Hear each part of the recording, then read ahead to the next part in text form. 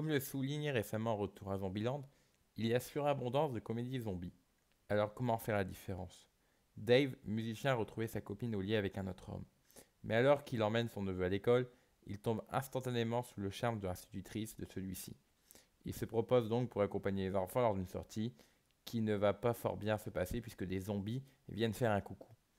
Et donc oui, il reste très difficile de se différencier de la masse du genre. Et ce même lorsqu'on y inclut la présence d'enfants. Cela donne lieu à quelques séquences réussies et parfois assez marrantes, mais dans l'ensemble ce n'est ni suffisamment fou, ni suffisamment nouveau pour que l'on puisse parler de réussite.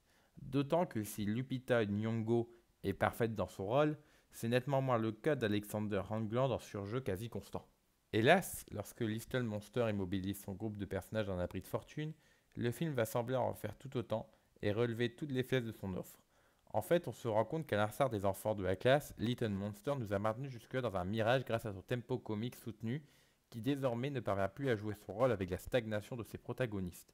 En voulant notamment s'intéresser à la remise en question de son héros au lieu et place du joyeux carnage zombiesque promis, les morts-vivants se retrouvent bien trop longtemps relégués à l'arrière-plan, le film retombe comme un soufflet handicapé par ses enjeux bien trop ordinaires. Reste Joss Gad dans un rôle typique pour lui et donc entre les deux.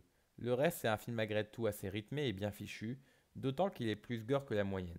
Pas suffisamment pour en faire un classique, mais pour ses quelques scènes de qualité, mérite tout de même qu'on y jette un œil.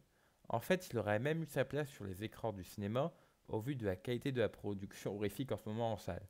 Ces bons moments, et une dernière partie heureusement bien plus réussie, l'épilogue est incroyablement touchant, montreront bien que Little Monster avait un cœur au milieu de sa horde de zombies affamés, mais en matière de comédie horrifique, la proposition ne sera pas révélée assez solide pour le mettre en valeur en permanence.